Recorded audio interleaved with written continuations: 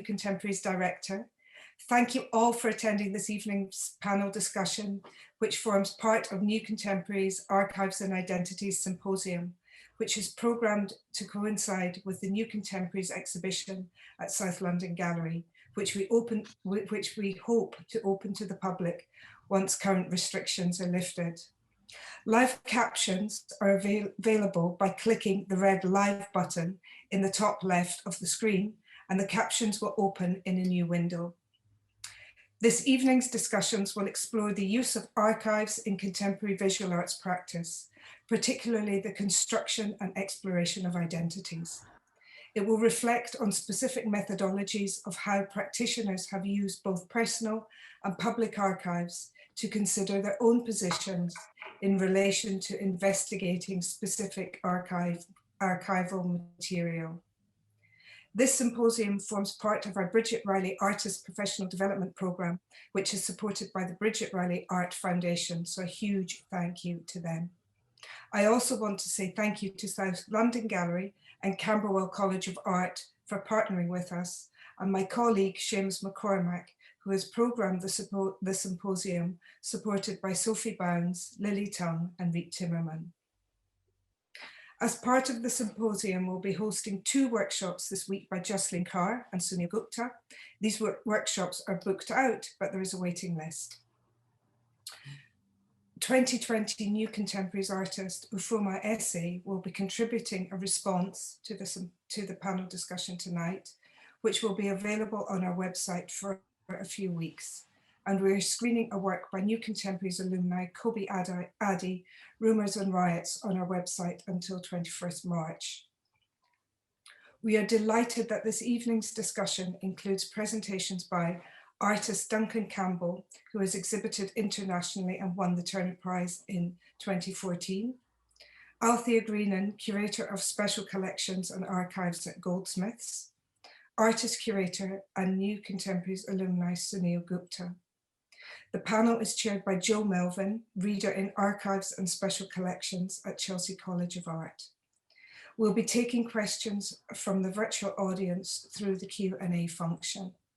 I really hope that you enjoy this evening's event, and I thank Jo and the rest of the panel before I hand over to her. So thank you, Jo. Thank you very much, Kirsty. It's a pleasure to be here. While I do my introduction, I'm just going to show something quickly. Now, can I ask you, is it visible? Yes, yeah, fine. Okay. And it's moving, yeah. Yeah, so this is simply to have something in the background that is of interest, I hope, while I'm introducing this discussion around identity strategies and how we handle the archive. What is the material of the archive, and what are the questions that the archive provokes us with? Indeed, what is the context of the archive itself? Personal, private, anecdotal, found? Is it institutional? Where is it seated? This that you see in the background is a very recently published book of the writings and collected interviews of Seth Sieglau, American curator, entrepreneur, and collector, bibliophile, multi-hatted person who operated strategically in a number of sections of the art world. The decision-making processes of this project were something that I think resonate as decisions that we all face when we're handling the archive. And they involve what to exclude. And with this particular project, which represents Sieglau's different particular interests and the specificity of those interests from the notes, the initial notes, to the publications themselves. And then obviously his archive contains a lot of visual material. And the decision that we made was not to include photography and to allow the reader, viewer, the immersed person who could consider the publication as an exhibition, so that it would be like a form of exhibition that takes off in all kinds of other directions. So what I know that we're going to be talking about in different ways by these different approaches that each of us have taken are what are our responsibilities and what are our points of access, our access for our own decision-making process, where do we get the material from, and the access for its audience, where is that coming from, and how are we scoping that mode of communication through the materiality of the archive itself. We've spoken a little bit or alluded to the kind of aesthetic decisions of inclusion or exclusion. What are those reasons motivated by? And to what extent do they take governance or not, as the case may be? I mean, these are questions that are afloat, I think, in all practices that are involved with the kind of immersive archive. The ethical question is a question that I know all the panels, or all of us on the panel are very engaged with in different forms, and the way that manifests itself differently is particularly of note and something that we can grapple with later. I think that's sufficient as a introduction to the kind of tropes, if you like, themes that I'd like to draw out and draw attention to. So I think without more ado, I'm going to hand over to Duncan and stop screen sharing, and over to you. Thank you very much. Jo. So is that me on now? Yeah, you're on now. You're okay. Our first speaker tonight. Okay. Thanks for the introduction. So I'm Duncan Campbell. I'm currently based in Glasgow.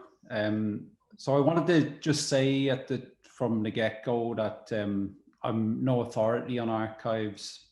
So what I'm going to say is based on my own limited experience of using them. So I've no training in accessing archives or any kind of formalized approach to research for that matter. So I'd like to mainly talk about a film that I made in 2008 called Bernadette, which is about Bernadette Devlin, or McCalliskey as she is now. In terms of moving image archives, and moving image archives are the ones that really came to the fore in this film for reasons that I'll explain later. This is the film that I really felt like I cut my teeth on. So just so you have a picture of who I'm talking about, I'm going to show a quick clip, about a 2-minute clip, an extract from the film. So can we play the clip now?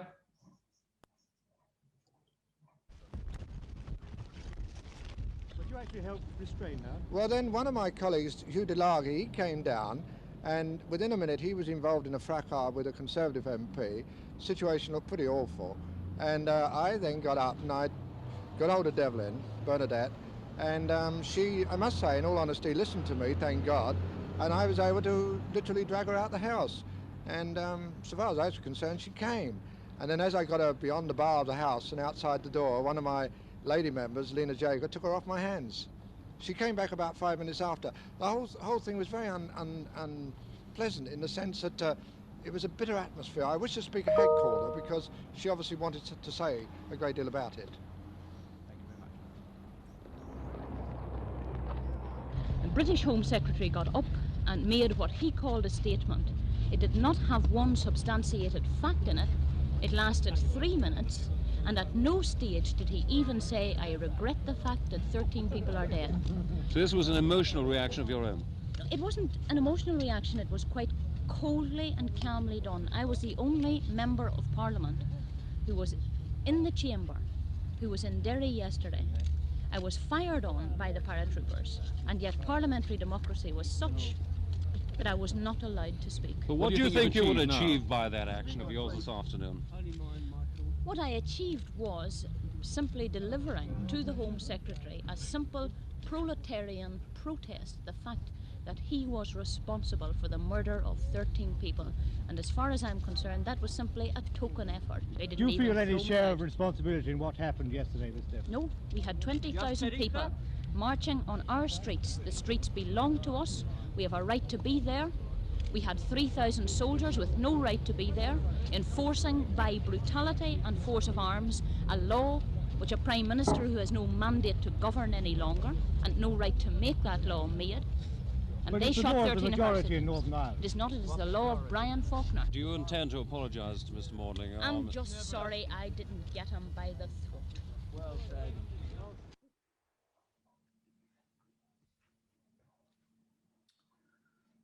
So Bernadette Devlin, at the time that this footage was shot, was an independent MP for Mid-Ulster, seat that she occupied for a term and a half before giving it up. The interview took place after she'd punched the Home Secretary, Reginald Maudling, in the face on the floor of the British Parliament. Before she was an MP, she was a member of People's Democracy, a group that came out of Queen's University in Belfast.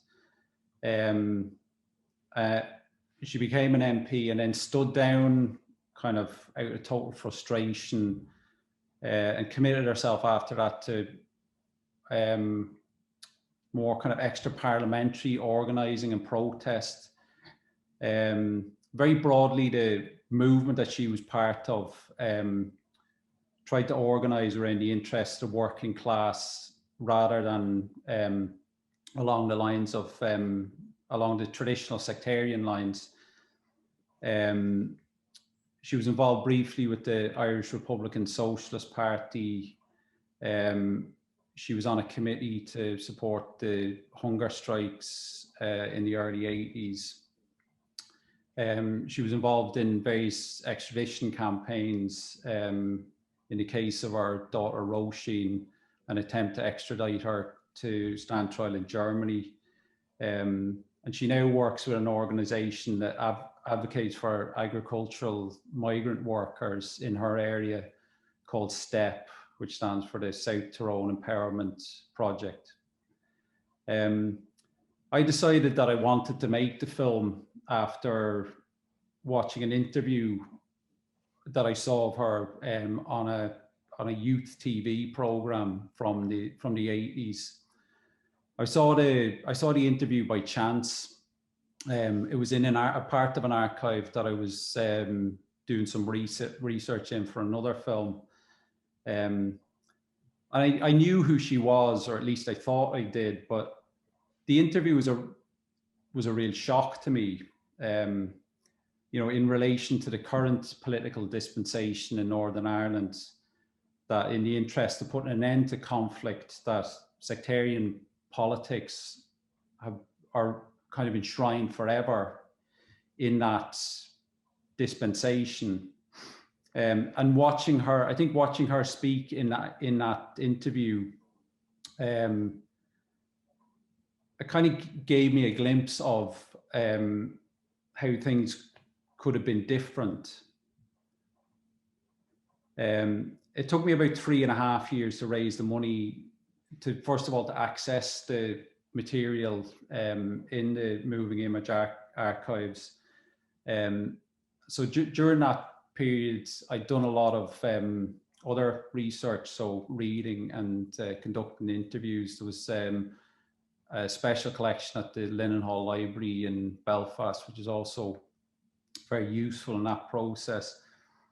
But the thing was that by the time I actually got access to the material in the Moving Image archives, I couldn't find the picture that I built up, or the understanding that I built up from the other research. It wasn't reflected in the archives. And that left me with a choice to either try and stretch what I'd found to fit the understanding that I'd built up, or to take the archives with all the gaps and lapses and misrepresentations on its own terms, which was ultimately what I decided to do. I mean, it sounds like an obvious thing to say that the footage is mediated, but I'd like to mention a few specific examples of that in relation to representations of Bernadette Devlin. So the first one that's mediated by a kind of silence with the television coverage of the events that she was part of. There's always a total failure to put that into any kind of context. You know, even a relatively short sweep of history since partition. So the reporting, it omits the history of segregation and discrimination, of gerrymandered political districts, of a police force and paramilitary reserve force operating under the Special Powers Act, which meant entry without warrant, detention for any unlimited period, and internment without trial, or less formally, as happened to Bernadette Devlin's father, that he had to work away in England because someone without any due process or without him being party to that process had designated him as politically suspect, which meant that he couldn't work in the north.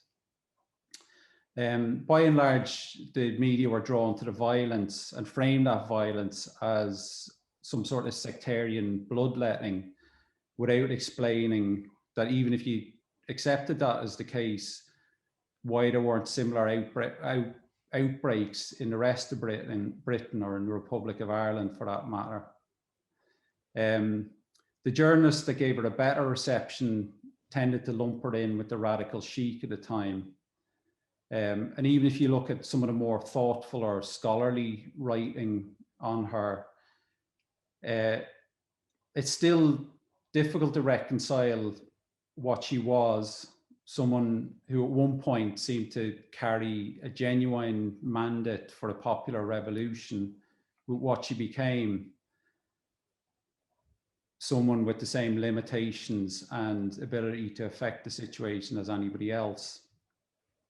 It's almost as if like such an ideal narrative requires a metaphorical death. And that perception was compounded after loyalist paramilitaries tried to assassinate her. After that, there's a common perception that she was actually dead.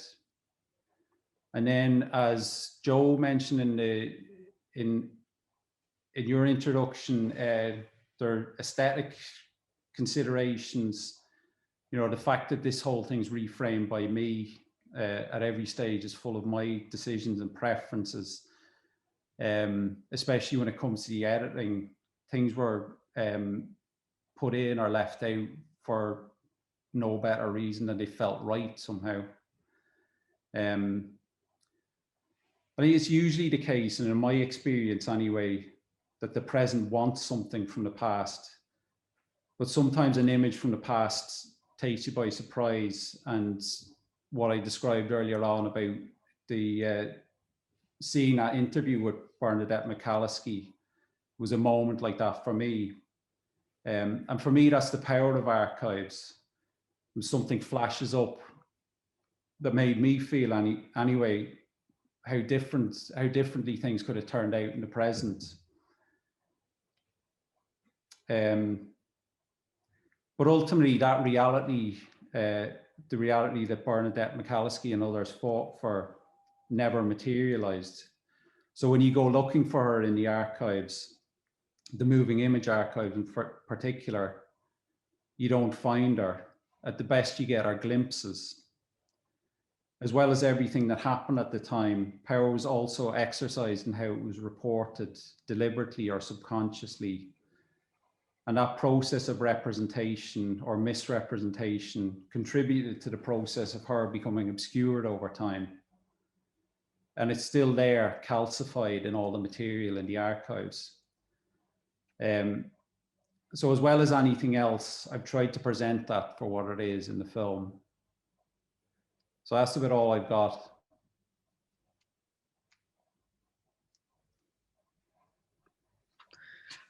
Thank you very much indeed, Duncan. That was very thought-inducing and important. It was really wonderful actually to see that footage, you know, after such a sort of time lapse, you know, not only the time lapse and the sort of lapses between what's there and not there, but our own individual time lapses, you know, re-engaging with something from that moment. Thank you. So if we could move on, if Althea, if you could make your presentation now, that would be fantastic. So Okay. you have the screen share. Yep. Excellent. Sorry, it seems like I have to set it up again.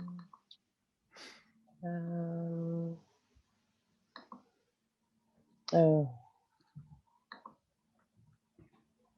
is that looking good? Yeah, that's great. very good. Okay, yeah. great. Thanks. All right, this is going to be a complete change of pace. That was just mesmerizing, Duncan. But I'm a sort of a nuts and bolts facilitator of the archives at Goldsmiths, and I look after the Women's Art Library collection. That's how I landed there. I wasn't trained as an archivist or a librarian or a curator for that matter. I'm just somebody who kind of knew where the stuff was and knew the history of the material, and really was attached to this particular collection because of it was a artist-led sort of activist project that dated from the late 70s. So what I'm going to do now is to show you the slide I want to end up in. I want to end up back in the street here. This is Laurie Grove, and this is a projection from the maintenance yard across the street to number 16 Laurie Grove. And it is a projection of Lauren Craig's Women of Color Index slideshow on the occasion of her the launch of a book that that was produced by an artistic research group called X Marks the Spot, and Lauren was one of the sort of researchers. But I'm going to sort of take you through the slide collection and issues around digitization and different approaches to how you make an archive, like something that became an archive because of technology moving on through different art projects to this moment out in the street. It was cold. So the Women's Art Library is it's based in special collections at Goldsmiths. It was gifted to Goldsmiths, so it wasn't something that was produced or bought by you know, the institution, or it wasn't ever a sort of academic project as such. It really was an art project that was started up by a group of women artists back in the late 70s. At the moment, it acts as, well, obviously it's a collection that people can consult, and it has books and, you know, all, you know, this sort of research material that gets researchers going. But it's also a project that kind of invites different kinds of activities into the special collections space. Even though, for example, this particular presentation, this sort of evening of sharing, of knowledge sharing with one of the PhD candidates in the arts department, you know, where we have a no food policy in that room. But of course, when it comes to feminist methodologies, you can't sort of bring a lot of people in after hours of an evening and not provide food. So I just love this picture where the massive buffet is kind of defying the institutional definition of that space. And that's something that we like to do a lot. This is behind the staff-only doors, and this is what the stack looks like, the climate-controlled stack. And what you see there, sort of poking out of the hanging files, is just one sort of little drawer of hanging files that hold slides. So the Women's Art Slide Library was a project that virtually sort of crowdsourced from women who self-identified as artists. So this material isn't something that was determined to be representing the mainstream, particularly. In fact, it was representing artists who most of the time felt marginalized or invisible. And the Slide Library was constituted as an educational charity, but it operated really as a kind of information activist project, and it was enhanced by producing these kind of by producing publications. And so the newsletter that was originally about building community and was distributed to amongst the membership of the Women Artists Slide Library, who were the women who submitted slides, the publication developed into something that engaged with the mainstream and in terms of the a wider global audience. So there was a kind of movement with the publication that sort of drew away from those early days of sort of the women artists becoming more visible to each other and becoming a sort of cohering as a community, to a publication that was sort of taking on the art world and becoming a very sort of different kind of voice for the organization. But the core of the this idea of a politics of visuality was the slide. Now the slide was what I call the JPEG of its time. It was what I'm talking about are 35mm color transparencies, and these things were the things that you documented your artwork with.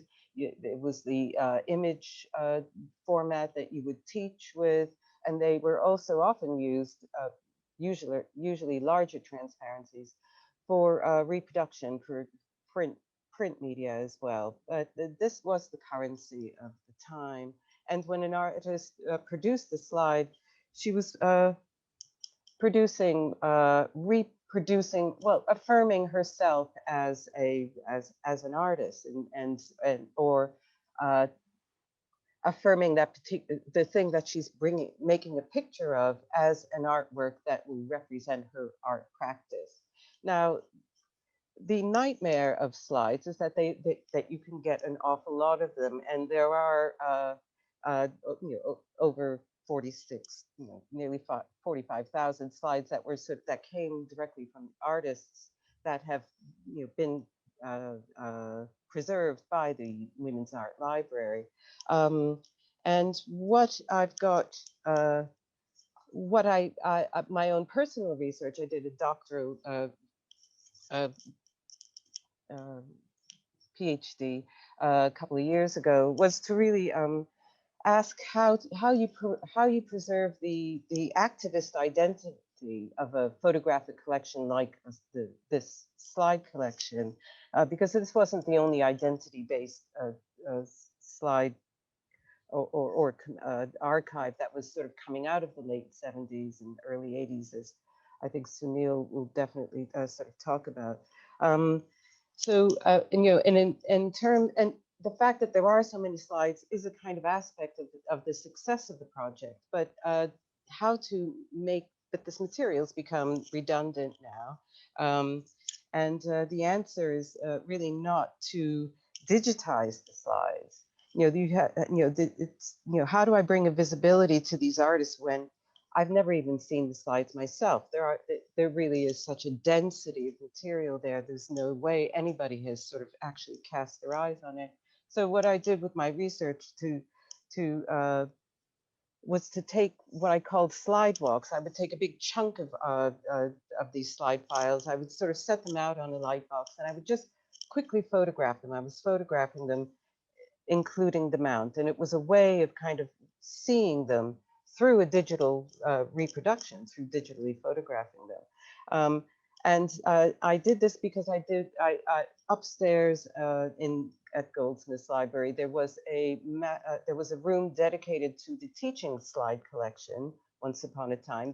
We're talking around 2004, 5, 6, 7, that had become redundant the minute Kodak slide carousels stopped being sort of manufactured. So there was the slide collection being dismantled, and here I was with a slide collection that I knew didn't have duplicate images out in the digital world. That was very precious. And so I had to sort of think about how to think about the nature of the slide's visible identities and how the artist identity is sort of cohered with that with this slide, as well as the artwork's identity. So there's a lot of material in this object that what I feel actually resists digitization. So I take these slide walks and I identify the slides as a kind of timing thing because I'm moving through. It's all about a different perception, loosening up my perception of this slide collection. And so these are images from a tiny section of slide walking through the artist whose last name is Lucas. And these are, my research photos. And then this is what they would look like digitized, because when you do a standard digitized process, you prioritize the image. You think of a slide as just a sort of, that JPEG. And I was, and what I felt was that what happens here, and you can see, where is the artist in this? Of course, I've stripped out the metadata, but the presence of the artist is also erased. And I felt that it was effectively depoliticizing the slide collection itself, because with the erasure of the artist's, evidence of the artist's labor, you don't get the sense of what the artist gave when she submitted her slides. I remember Shaheen Raleigh talking about submitting slides to organizations all the time, and he worked with the Panchayat archive, and he said it was like handing over your hard drive. I mean, this stuff was kind of precious. It represented a lot. So this is an example of how a slide from the African Asian Visual Artists Archive, another identity-based slide collection at the time that was being worked up by Eddie Chambers, was now appears, has a kind of afterlife in digital space as part of the Visual Artists Data Service collections. And this is an image, a work by Parminder Kaur, and this is a slide next, from the Women's Art Library. So for so for me, there is a sense of loss. There is a problem here, or there is a sort of troubling in the way we digitize. So I've been involved with various projects that have had different approaches to how we digitize the slides, that aren't about mass digitization, which is sort of about cloning and really not about interpreting. So this is an example of how you might digitize a folder. And so you have the images and you have various texts that are in with these images as part of a artist's folder. And you kind of replace the physical kind of aspects of browsing and everything through hyperlinking and maybe creating a kind of sort of slightly trendy design. Again, we're talking about aesthetics. But what artists fed back about this particular project was that you could lose the integrity of their own files. Somehow they started becoming too hyperlinked, and their own sort of the coherence of their practice was lost. This is another approach could be that you have artists conversations. The artist comes in, she does her own version of digitizing the slides. So Anne Krinsky in this example had contacted artists because of slides that she'd seen, and it was a way of bridging, using the slides as a stepping stone out to reach out to the artist to update their slide file in this virtual kind of way. And then there was this other project which was about developing an app that you could use on your iPhone, which involved the artist. There were 7 artists involved as this pilot project, and the artist, the lead researcher, this Dr. Anna Maria Herman, who designed the app, who designed the concept in the app, would spend a lot of time with the artists. that we found through the slide collection, and she would interview them and then produce this sort of page of material that was very distilled with the in collaboration with the artist. So there's a bit of audio from interviews talking to her. There's also, we asked the artist to describe her own work in those, the magic 10 words, you know, this whole idea of keywords, summing up your practice. But at least with this sort of app, there's also something of an intimacy with the material, because you could hold this thing in your hands. These are images that I of my iPad with the app sort of delivering the slide to me on the screen on my desk. So there's so it's an interesting way of thinking of how you distribute the digital object. But there is the, I mean, this is me talking about my research with a slide projection, a real slide with a real carousel, sort of projecting on that curtain that my hand is across. And then the image I made of that slide as part of my research being projected through this LCD screen. And I'm sort of rethinking how you distribute these digital objects, and maybe how do you, not online necessarily, but maybe for projection only, because this is what these slides were originally meant to be. They're not just projected, but performed. And so I did this project this is in the space at the new CCA at Goldsmiths, the Center for Contemporary Art. And this was a pitch that it was celebrating the Art Librarian Society. And I've set up 3 slide projectors in there. There's a student project on a light box over in the corner. People came and talked about how they used to teach with slides, what we miss about slides. But really the future is the data projector there, the sort of little white object on a stand. And this again is Marcia Bennett, who we saw, who was appearing in the iPad there.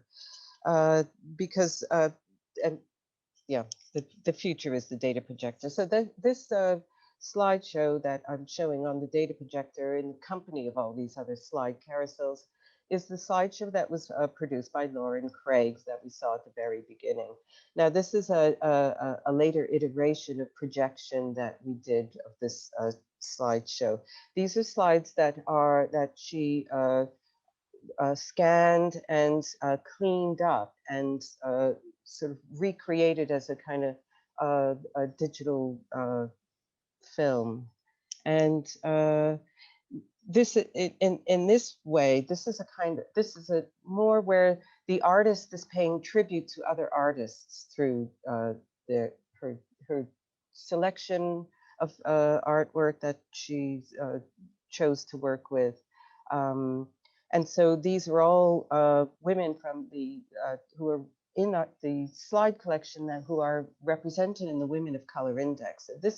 And now I am projecting to you the image of Marcia Bennett's sort of work that was being highlighted on the wall just there.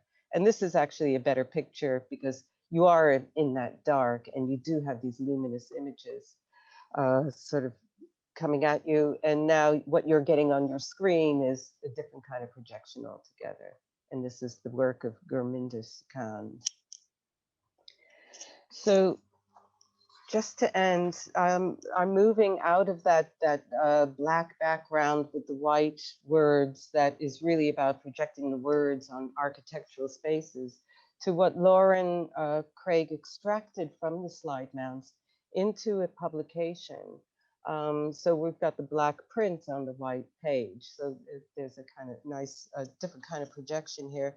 But also what she did is sort of produce an alternative syntax of the writing on these slide mounts here.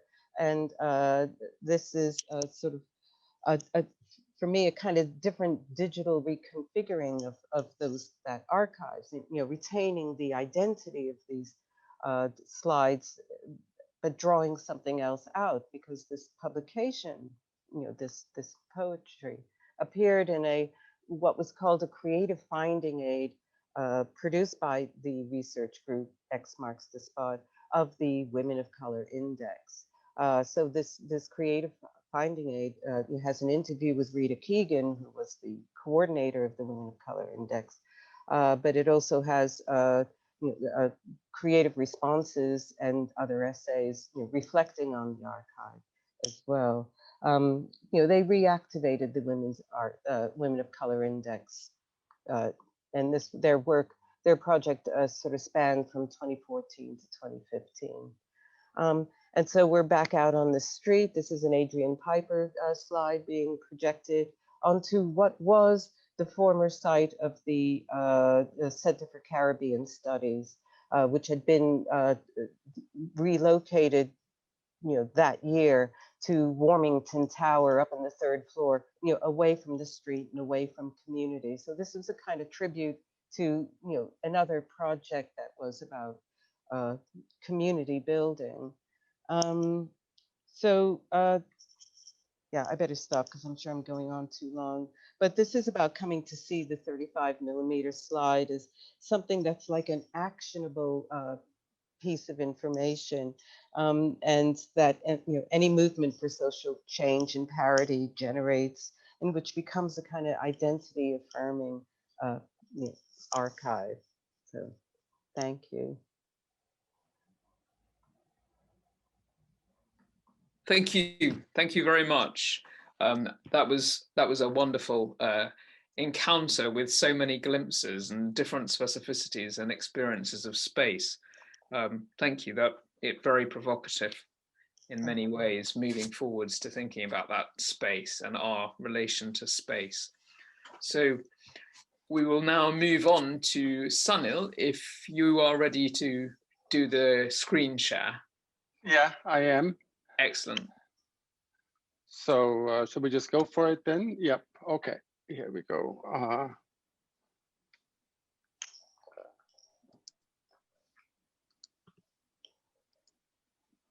Right. So I really want to just discuss this one project and what happened to it. I made this project in 1980 as a second-year student at Farnham, and basically I was trying to use this newish medium for me, tape slide. So you have projected 35mm slides, which, by the way, were at the time, and maybe even now, gave you the best quality image enlarged on a wall. There were several aspects of making this project. It was a learning experience. It was part of my training. I was interested in finding out about gay life in London. I happened across this voluntary group, Gay Switchboard, which was started in 1974 and still goes to this day. So it was one of the largest, or I think the largest gay organization at the time. And I was also learning how to process film, and a lot of this was handmade. And I came to them and I said, look, I want to do this to document what you do. And so they gave me access. And so I'll just show you what some of the pictures were like.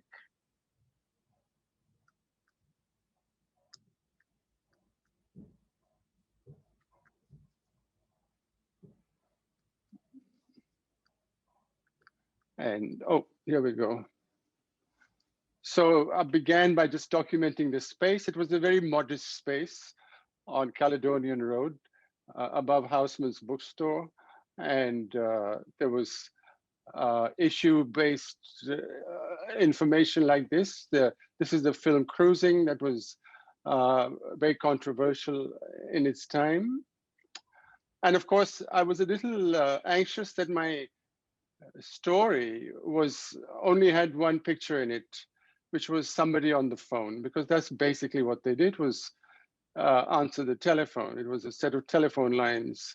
And so I decided I was going to enlarge my visual scope by going to various venues that they were recommending. A large proportion of their calls in those days was about newcomers coming into London and wanting to know where to go. So there were these kind of pubs and clubs, and Heaven had opened as a big disco. So it was very exciting for me as a young gay man to also go to these places and to experiment with 35mm film, to process the film myself, to push it, and to just play with the colors and all of that, and to kind of document things. And I was just doing this with the aim of making a kind of documentary slide kind of project about them. But on the other hand, because I was in an art school at a time when theory was really coming in, I decided to undercut my documentary with certain kind of language of theory, and to bring in text panels and to mix up. I had audio from the project where people were speaking, and then I mixed it all up. I mixed the men across the women, and I had these kind of texts, and interspersed with the pictures. And there were certain very specific moments, so documented with the exact date. And this was happening at this time in this place, kind of pictures. And these were the kind of people I was quoting in the text that were coming up. And the consequence of all of this was that when I first showed it to the volunteers to get kind of their approval, half of them really disliked it intensely. So I didn't get approval, unfortunately. And so this project never saw the light of day. It was never shown again. And the only public presentation of anything from it was this picture that they used on their report the following year. And ever since then, it just lay, it kind of just gathered dust amongst my various other debris. So I'm going to fast forward several decades later. A lot has happened since then. Way too many pictures got taken. I've just turned into a shooter, so I've just accumulated a vast amount of pictures. And I've been traveling, and incredibly, and I've moved a lot because my circumstances have never been very stable. I mean, one of the things I think about archives is that they need a stable home. I've been unable to provide my own archives a very stable home base. So they have moved around and lived in many situations and conditions. Just now in the last few years, I found myself in a place where I'm able to afford to actually get it all out, because it's all in one place. I couldn't afford a space big enough for me and the archive to live in one place, to store it in different places. So it's finally all together in one place. I was interested in what Althea was saying about having the physical all around you, like being in those. This is my version of being in your aisles, looking at all of the slides around you. And so mine are stored in these hangars. And that's basically what you're looking at. So you just showed us some. So I have this vast collection of slides. This is actually not from Gay Switchboard, but it's a kind of gay history that I kind of collect all this material as I go along. It's not just pictures I take, but it's pictures I find, newspaper stuff that's happening around me at the time. But a few years ago, I got an interest in this particular project from a couple of curators who were putting on a show based on that book Keywords by Raymond Williams. And it took place, it was a collaboration between Innova in London and Tate Liverpool. And one of them had been over and he'd seen some of the slides in that, in that what I just showed you way. It was very haphazard. I couldn't bring I didn't know how to bring all of the relevant pictures back together. It was the tape slide, so the the technical means were an 8-track tape recorder. I didn't have one. I didn't know anybody else who had one. I had no way to kind of play it, and I didn't know how to reconstitute the picture. I didn't know if I could find all the pictures. So the curators were very good with me. They said, okay, we'll give up the idea of reconstituting the original tape slide, because they were first very interested in the idea of that particular medium, so the short-lived history, I understand.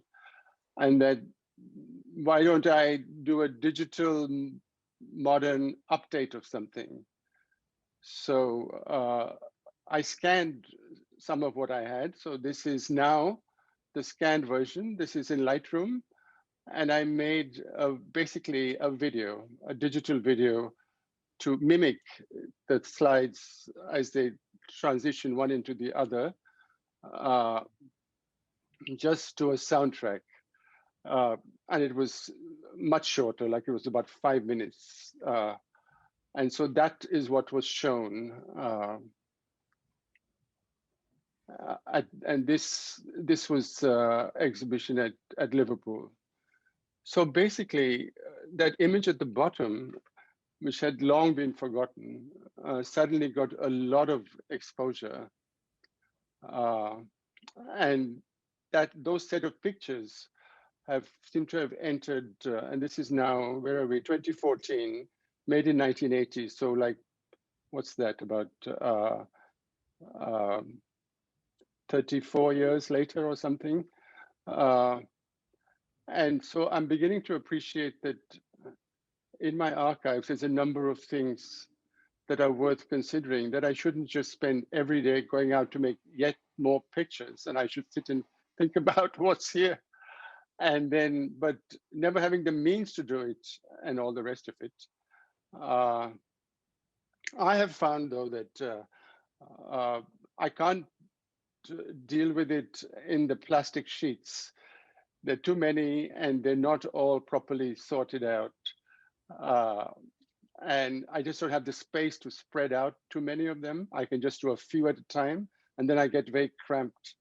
So I've been fortunate. My part-time teaching has encouraged students to come back to me as interns, and slowly we scan bits of it. And work has, that's my time saying, that my 10 minutes are up. So slowly, what I'm trying to say was that new contemporary projects are emerging from this 40 years of archives. And this was one of them. I just wanted to show you how this one was kind of revitalized from complete obscurity, and suddenly it's at the Tate, Liverpool. And yeah, so there are, of course, many more things to say, but we'll see how the discussion goes. But archives has sort of become core to what I'm doing these days. I think I'll leave it there. Thank you very much, Sunil. That was absolutely fabulous. It was really rich and engaging, and takes us in circles and directions and back and forth with the other presentations in a very lively way with these gaps. So I'm going to kick off with a question, which I actually would like to kick off with a question for you, Sunil. Of course, I have questions for everybody, and I think we can speak amongst ourselves. But I wondered how, when you were taking the photos initially in 1980, whether you had to explain to people what you were doing when you were, going into a club or something like this. When you were taking it, did people ask you, or did you say, I'm an art student and I'm making a project around? How did you break that kind of potential confrontation, potential hostility, which I'm sure must have been present sometimes? Yeah, well, first, what I would do is get the permission of the management. Yeah. So the people in charge of the venue would be aware that I was there taking pictures. But then once I was in, I was honing my trade as a photojournalist to be kind of surreptitious. And I wasn't using a flash. I was pushing the film as far as I could, and making, 2-second exposures, using a friend's shoulder as a tripod, trying not to be too obvious. Yeah. And it was dark, you know. Yeah. So people really didn't see me. So I guess I was kind of sneaking around a little bit that way. Yeah. Yeah. So you were being quite subversive. I wasn't. I wasn't going up to people and getting. There are no model releases or signed anything about what I was doing. Okay. Yeah. So you were a bit of an interloper, taking the shots. I was. The management's awareness of yeah, but then I felt very justified because I was doing it for the cause, for the greater good of documenting the work of Gay Switchboard, which seemed very worthwhile. Yeah. And I didn't think it would go any further than that, you see. I had no plan to sell it commercially or make, you know, money in some way out of these pictures. And when you showed the material that you had to the Gay Switchboard people, and they didn't like it, or some of them didn't like it, was it the sort of sense of data protection that they were anxious about, or no? There were, I think, a lot of people were expecting me to present a standard documentary feel-good version of what a voluntary group might be doing, you know, like a funder might commission. And they were very shocked at what I had done, which was to intermingle what they do with what I thought was very cutting edge photo art theory and images. Because I didn't just have quotes from Sontag, etc. I also had pictures from Robert Mapplethorpe, and I had the hardcore ones. So while we're talking about caring for people and answering the phone and suicide calls and sending people to heaven, there'd suddenly be a picture of a very hard black penis by Robert Mapplethorpe. And I didn't think that they would react badly to it. I don't know what, I mean, I was probably very green as well. I was learning all this and simultaneously at college, you see, and we were debating all of this, and I just was putting it, because it was really meant for my degree also. I had to make it like a critical piece of work. It couldn't be just a straight, you know, documentary. And, but then I showed it to people who weren't used to this idea at all, that the voice doesn't match the picture of the speaker, that a woman is speaking and then suddenly her voice disappears and a man is speaking over and she's apparently still talking. That really didn't go down well. That kind of playing with the medium in that way, breaking it up in all possible ways. Yeah, no, that's thank you very much. I mean, that sort of that answers what I'm thinking, how I'm thinking, and sort of pushes it really into this question of context, which is obviously, you know, pressing for all of us, and the context of the material, the context of how we address that material, and also the context of where it's situated. So for who it's situated. I mean, this is a problem we had throughout the 80s with the left in London, which is that visually people were not progressive at all. People wanted really traditional materials. If you messed around, you know, if the art was too radical, they wouldn't accept it. Our audience, you know, the people you thought you were working for primarily. Yeah, no, thank you. That was a problem. Okay. Yeah, exactly. And I think that circumstance is applicable really to both Althea, Duncan, to all of us. This question of the kind of the material itself and its sense of horizontality, and the or should we say the linearity? But I don't mean sequential linearity. I mean how we access the sort of layers of data and what that data is, and then how we create the structure of those layers. And I wonder, I mean, there's a very specific resonance because of the time that each of you are speaking at. You know, the 70s, 80s. There's a big kind of, I mean, there's a synchronicity here with what we're addressing, and I wonder if I could ask you, Althea, but please I can step back and we can ask each other. It's quite a sort of formal situation because of the the thing on, the thing off, and if your speaker thing is on and off and so on.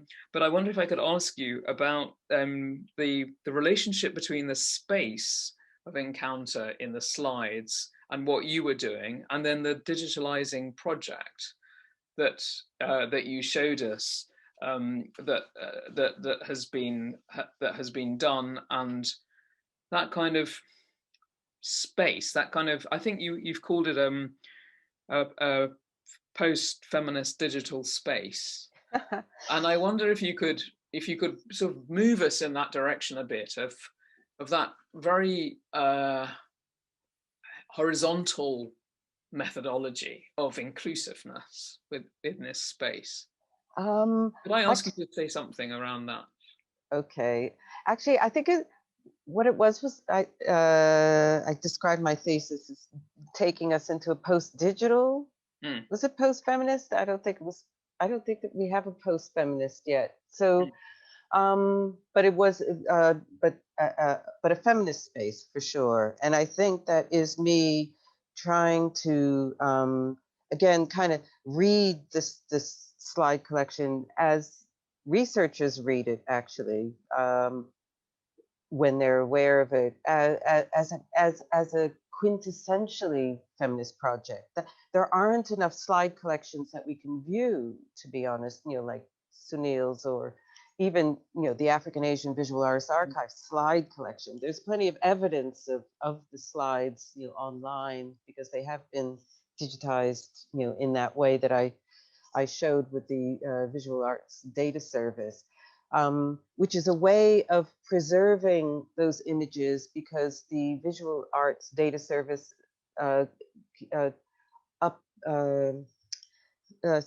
keeps up with the technology, sort of updates the technology in order to keep these images sort of accessible.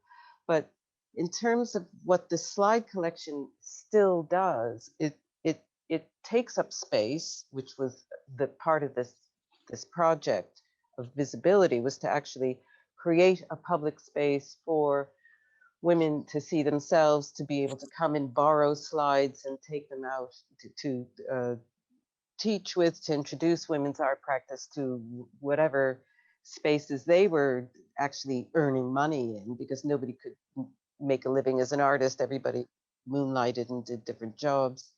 And so this idea of the space being turned over to other people, which is what I'm constantly trying to do at Goldsmiths, which is why I like a load of bananas on a light table, which is what you saw, is really part of me hanging on to the original mission of the reason why you would set up a slide library in the first place, which would be to create a space somewhere for people who feel disenfranchised from institutions to see themselves, and to, I guess, to, so that one of the things that I've heard that people who are involved with the X Marks the Spot Artistic Research Group, which includes the activist archivist Ego Ahiwe Sawinski, who also worked with the Joe Spence Archives, and that's sort of how they came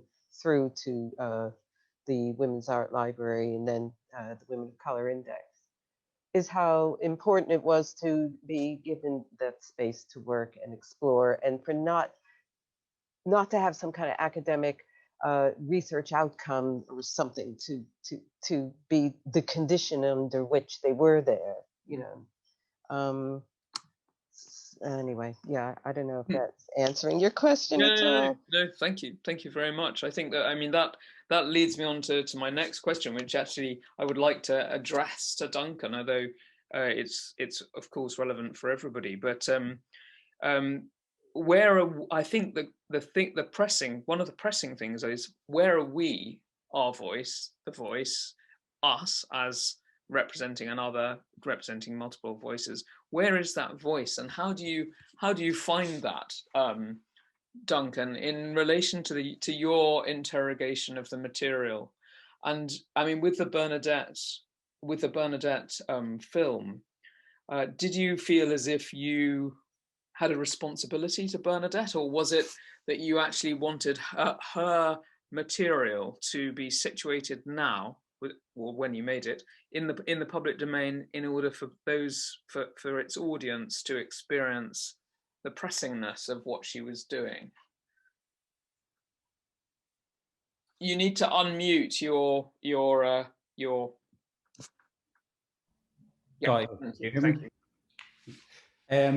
So can I just ask you back, when you say we, do you mean we as like artists, we as an audience? We as the person who's handling the material. Right, the royal we. Yeah, the royal we. The one who's making that thing, you know. So like, you know, or each of us in different ways is dealing with material, and so how the decision-making processes of how we are in relation to that material, we, you know, are conditioned obviously by the circumstances and obligations. And I wondered how you spoke, each of you, although Sunil doesn't directly say it, each of you has spoken directly or indirectly about glimpses and alluded to gaps. So I wondered if you could say a little more about you in those gaps and where you are in your relation to Bernadette in this instance.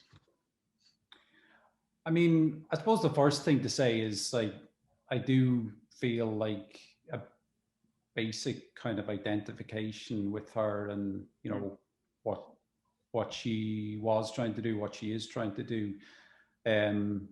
So I think that's the kind of fundamental basis of you know, wanting to make a film about it.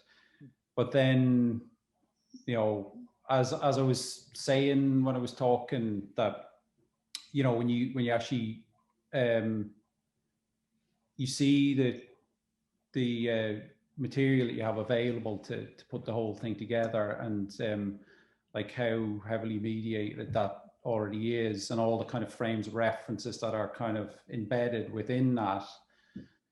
I mean, so it seems kind of, it doesn't seem viable to me to kind of gloss over that. So, I mean, I think, but that's not to say that, you know, like what I've ended up doing is just like, it's just kind of using her as an example to say that, you know, meaning is impossible under those circumstances. I think I am a bit kind of trying to have my cake and eat it to do a bit of both, you know. But also I think, I mean, I think for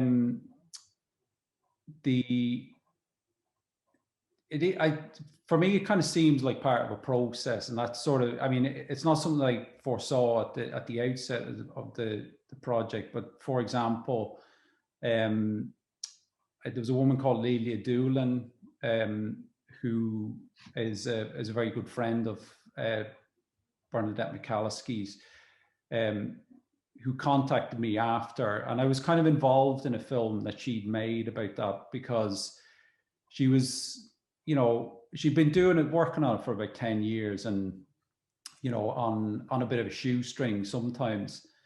The thing about the moving image archives is that it is a really kind of expensive habit, you know. So even to access the material in the first case, it requires quite a bit of money, you know, even to get the time coded screeners. And that is kind of prohibitive in its own way. Yeah, absolutely. It sort of determines how much you can access, of course. Yeah. So I'm mindful of, there are some questions coming in, which we could carry on amongst ourselves, but I think let's open up to the audience. I have a few questions, and I'd like to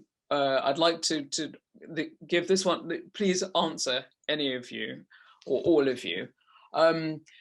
There's one question coming in, which is someone whose work is concerned with the role of memory in the construction of identity, and to what extent is the utilization material, archival material, and the properties, the aesthetic properties of that passing, as a way of representing for the sake of a collective memory, but also as a sort of that collective memory, but also to what extent is finding something that's been locked away, you know, maybe in a drawer or maybe a half-remembered thing, which is then resituated, give a new meaning for a new audience. So the conjoining. Could I throw that open to you? Who would like to take that?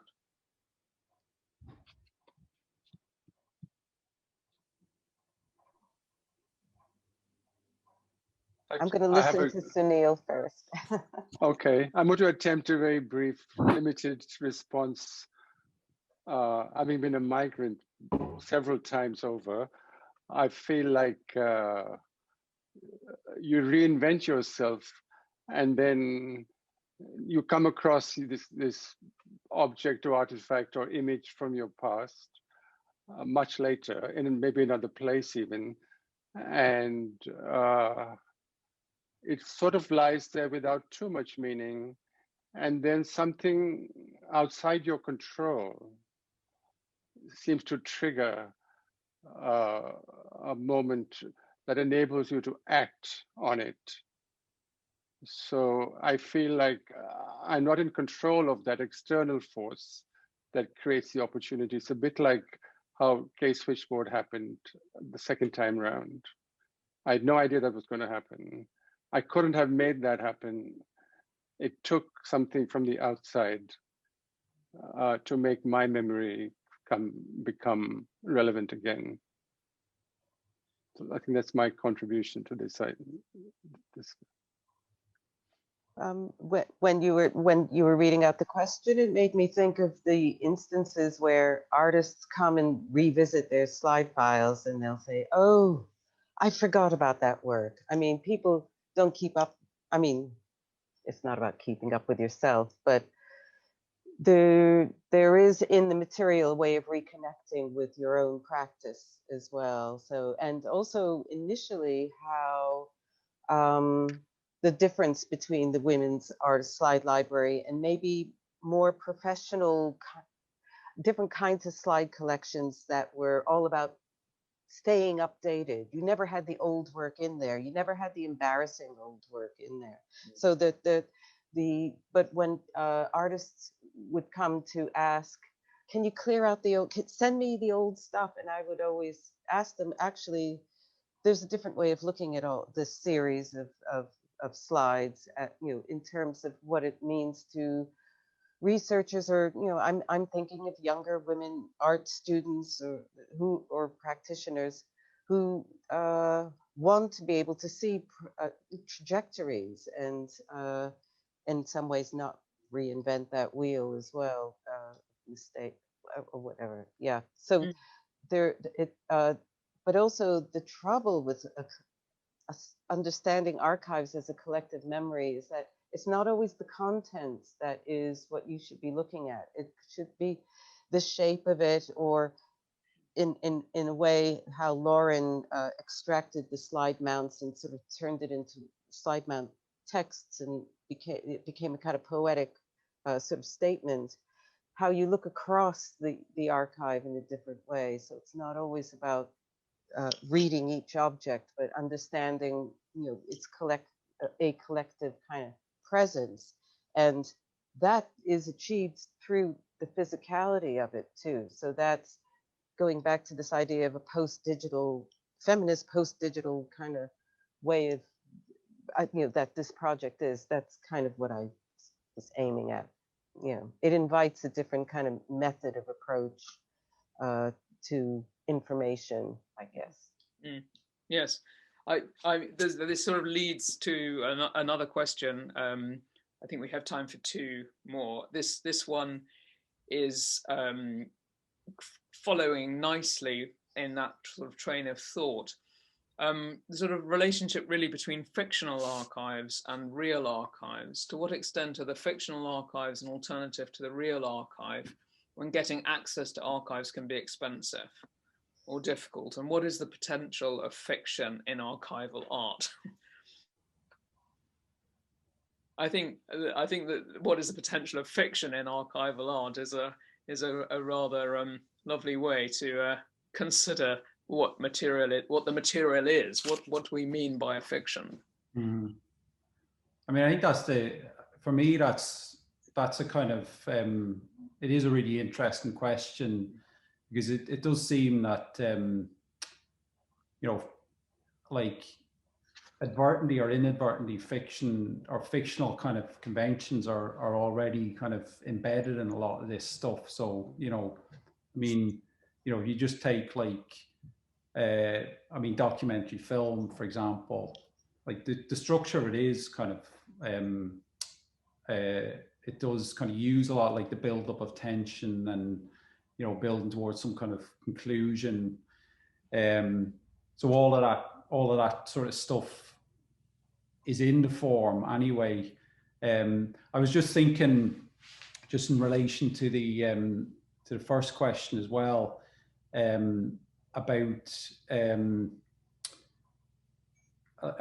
that question of collective memory, and you know, in terms of form, but like there is almost an archive of that, and when you re-encounter that, I was thinking actually a lot about when I first saw like a lot of the early Channel 4, like the stuff that they commissioned as a station. So there was no kind of requirement to earn advertisement revenue. So they commissioned all this pretty amazing stuff.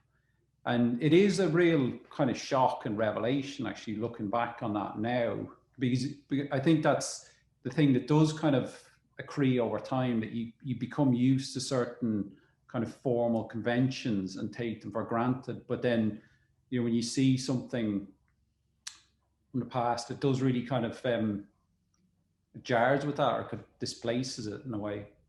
It creates a sort of strange sort of juxtaposition, because there's that common, what one might describe as a sort of common or shared understanding of a particular moment and a particular sequence, and it becomes embedded in the narratives of our individual memories. But then encountering it in a new context brings our individual circumstances and memories into relation with this sort of collective shared excitement or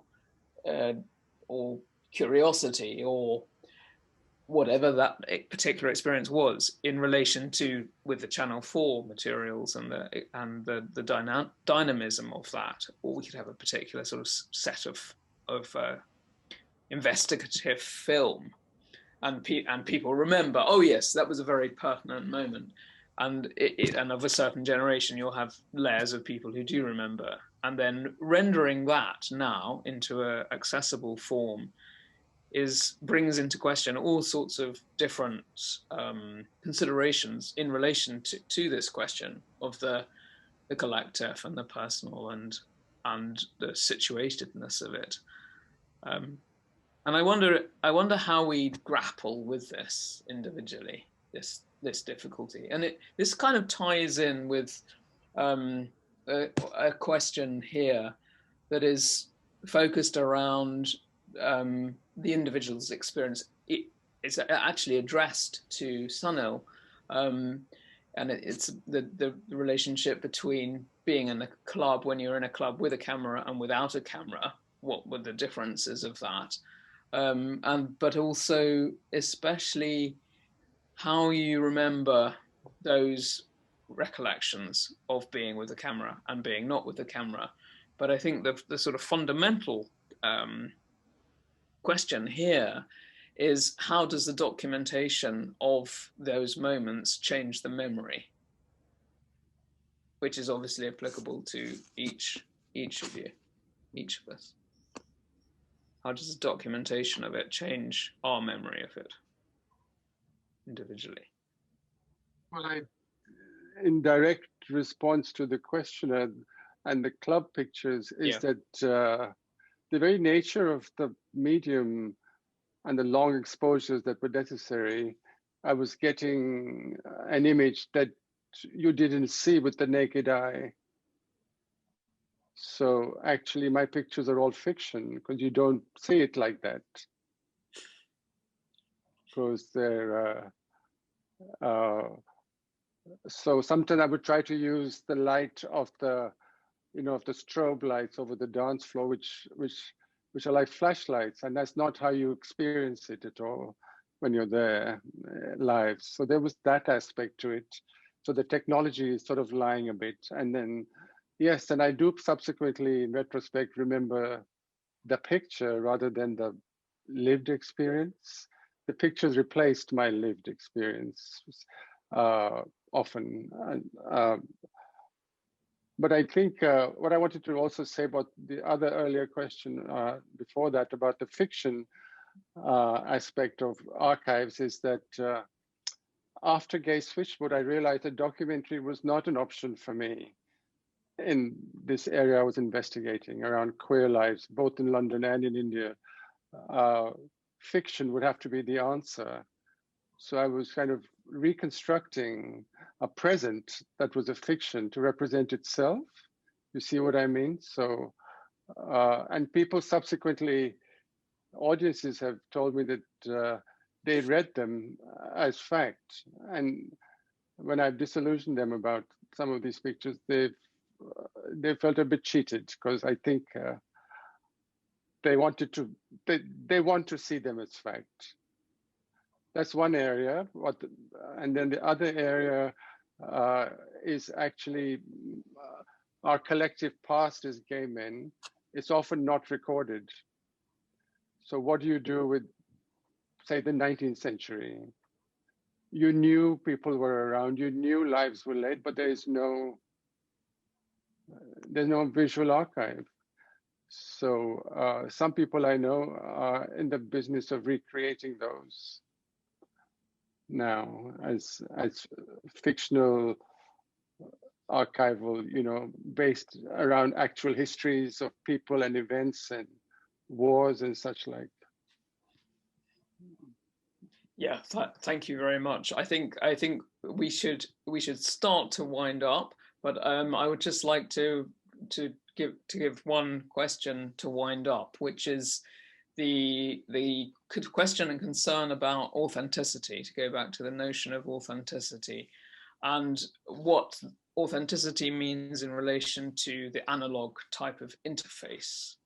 I think this is a good question to lead to our closure.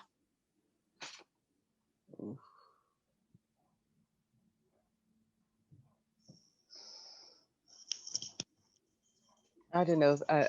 Yeah, I'm not very academic, but this makes me think of the Siegelub book that you opened up with, Jo, and how the seeing images, seeing the typescript, and it's all moving, so you can't really see, can't study it.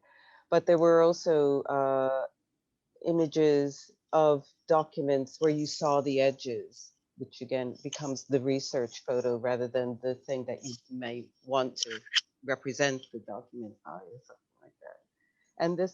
And there is something reassuring about being able to see when we scan, documents in special collections, we try to keep the edges because that adds to the authenticity, I suppose, of how that,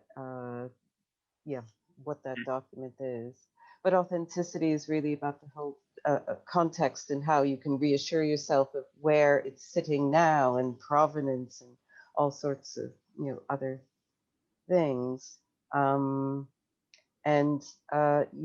digital is a slippery process that aims at authenticity, but will always distort it. So even a digital surrogate of a document that you could study down to the grain of the paper is not, like Sunil's experience in the nightclubs is not how you would experience it if you were sitting there. It's the sort of slipperiness, and it kind of leads me to a couple of words to sort of summarize. It's the slipperiness that, in a way, that we could say that takes us back to that space of the gap between what's being experienced is being recollected through the experience, that kind of juxtaposition of things. I mean, Sunil speaking about the strobe lights, there's also the smells, and there's the whole kind of, the peripheral noise that you can't actually really hear, but you hear as well as hear. So it's sort of all this pressing, layering of the immersive experience and exposure, and the slipperiness of attempting to represent or to capture, and then to be authentic about that capturing. There's always a gap, there's always a lack, there's always a fiction. And I think that I would like to end by thanking you all for absolutely fascinating presentations. And we could go on, but I know that this thing finishes suddenly like a very abrupt and brutal fashion. So it remains for me to say thank you all very much for speaking today, for giving us a fascinating insight into your practices, and for discussing these ideas in a very open forum here. And I'd like to thank the South London Gallery and the New Contemporaries, and I'd like to hand over to Kirsty, who will say goodbye before we get boomed off. Thank you, Jo, for sharing. Thank you, Althea, Duncan and Sunil, for your incredible contributions and insights. And thank you all very much for joining us this evening, and do keep following us on all of our various channels. So thanks a lot, everybody.